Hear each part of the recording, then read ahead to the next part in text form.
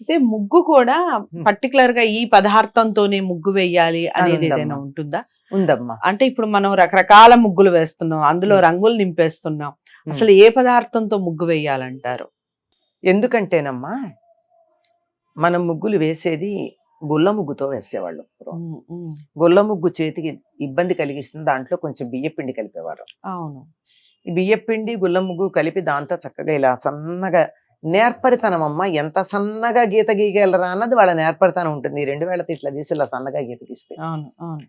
అలా దేనికి గీస్తారంటే వర్షాకాలం అయిపోయింది, శీతాకాలం అయిపోయింది, వరి చేలు కోసేశారు, వరి చేలల్లో దోమలు బాగా ఉంటాయి.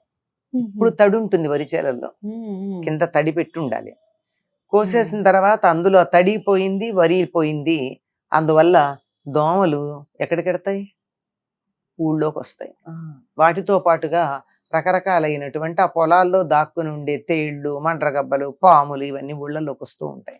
ఇవన్నీ రాకుండా ఉండడానికి వాటిని చంపడం కాదు మార్గం. అవి రాకుండా చేయడానికి ఏంటి, ఆవు పేడతో కళ్ళాపి చల్లుతారు. పాము తప్ప తేళ్లు, మండ్రగబ్బలు, చీమలు ఇట్లాంటివన్నీ ఆవు పేడ ఉన్న చోట ఉండవు. అంచేత ఆవు పేడతో కళ్ళాపి చల్లి దాని మీద ఎక్కడో ఒకటో రెండో చీమలు లాంటివి తప్పించుకొచ్చాయనుకో, ఈ సున్నపు ఘాటుకి ఆగిపోతాయి, ఇంట్లోకి ఎటువంటివి రాకుండా. అందుకని బియ్యపిండి, గుల్ల ముగ్గు, ఘాటు ఎక్కువసేపు ముగ్గు వేస్తే చెయ్యంతా ఇలా ఈ వేళ్ళన్నీ ఎర్రబడిపోయేవి చిన్నప్పుడు మాకు పెద్ద పెద్ద ముగ్గులు వేస్తే. దాంతో చేస్తా అదే అనమాట ముగ్గు వేసేటటువంటిది. రంగులు అయితే ఈ మధ్య కాలంలో ఉన్నాయి గాని పూర్వకాలం వేసేవాళ్ళు కదా. రంగవల్లికలు అనే పేరు ఉండడంతో అది రంగులు వేయాలి కాబోలనుకుంటున్నారు. అందులో రంగవల్లి అంటే పెద్ద ముగ్గు వేయటం అమ్మా. రంగవల్లి రంగవల్లి అంటే ముగ్గే, ముగ్గు ముగ్గు అంటేనే రంగవల్లి. రంగవల్లి అందులో రంగు ఏం లేదు.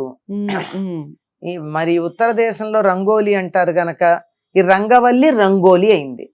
ఓకే. కానీ అదేంటి రంగ్ అని ఉంది గనక ఇందులో రంగులు భ్రమపడి రంగులు వేస్తున్నారమ్మా. అదంత అవసరమా ఆలోచించండి. రకరకాల రంగులు, కెమికల్ రంగులు తెచ్చి వేయడం కన్నా దానివల్ల చీమలు దోమలు పోతాయని మనకేమీ నమ్మకం లేదు. గుల్ల ముగ్గు అయితే పోతాయి, అందుకని సున్నంతోనే వేయడం ఉంది. పైగా ఈ ముగ్గులు కూడా మిగిలినప్పటికన్నా పెద్ద వేస్తాం, పైగా అటు ఇటు దానికి ఇట్లా అంచులు కూడా వేస్తాం. అంటే లోపలికి ఏమీ రాకుండా అన్నమాట కట్టడి చేస్తున్నాం, అంతే కదా. ఇంకా మధ్యలోకి వచ్చేటప్పటికి ఒక్కొక్క ఇప్పుడు వేసేటటువంటి ముగ్గులు స్త్రీల యొక్క సృజనాత్మకకి చిహ్నంగా ఉంటాయి. ఎన్ని రకాల ముగ్గులే, వాళ్ళ మనసులో ఉన్న భావాలన్నీ వేస్తారు. పిల్లల పూట లేదనుకో వాళ్ళు ఉయ్యాల తొట్టేస్తూ ఉంటారు ముగ్గు, అది కూడా చుక్కల ముగ్గేనమ్మా ఉయ్యాల. మరి అంటే రోజు ఉయ్యాలతోటి వేయగా ఇంట్లో కూడా ఉయ్యాలు వేసుకునే అవకాశం వస్తుంది. ఇట్లా ఊహలన్నమాట. ఇట్లా రకరకాలుగా వాళ్ళ మనోభావాలు ప్రకటించడానికి రంగవల్లికలు చక్కగా మనకి పనికొస్తాయి.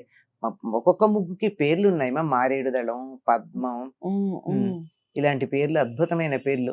అంటే పర్టికులర్ గా ఈ రోజు ఈ ముగ్గు వేయాలి అనేది ఏదన్నా ఉంటుందమ్మా? ఉంటుందమ్మా. భోగి రోజున తప్పనిసరి, భోగి రోజు, సంక్రాంతి రోజు, కనుము రోజు ప్రత్యేకమైన ముగ్గులు ఉన్నాయి. భోగి నాడు ఉత్తర ద్వారాలు మూసుకున్నట్టు వేస్తాం, గళ్ళు గళ్ళుగా వేస్తారు చూడండి గీతలతో.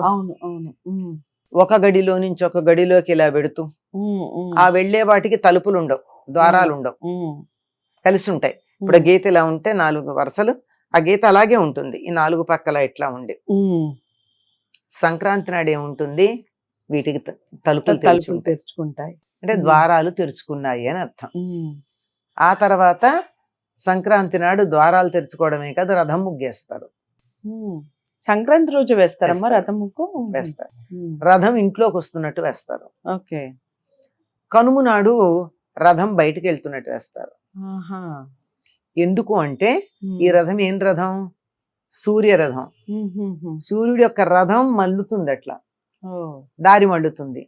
దీనికి సంకేతం ఈ వేసే ముగ్గులన్నీ కూడా మన ఖగోళ శాస్త్ర విజ్ఞానాన్ని తెలియజెప్పేవి. ఇలా వస్తున్నటువంటిది దాని దిశ మార్చుకుంటుంది మర్నాడు. అంచేత పూర్తిగా ఇటు నుంచి ఇటు మార్చడం. ఇలా ముగ్గులు ఆ ఖగోళంలో జరిగేటటువంటి విశేషాలను కూడా చక్కగా తెలియచెప్తూ ఉంటాయి. మీరు కూడా ఇక నుంచి పాటించే ప్రయత్నం చేయండి, ఆచరించే ప్రయత్నం చేయండి. ఏమైనా డౌట్స్ ఉంటే ఖచ్చితంగా కామెంట్ బాక్స్లో తెలియజేయండి. వీడియోని లైక్ చేసి షేర్ చేయండి, ఛానల్ని సబ్స్క్రైబ్ చేసుకోండి. నమస్తే.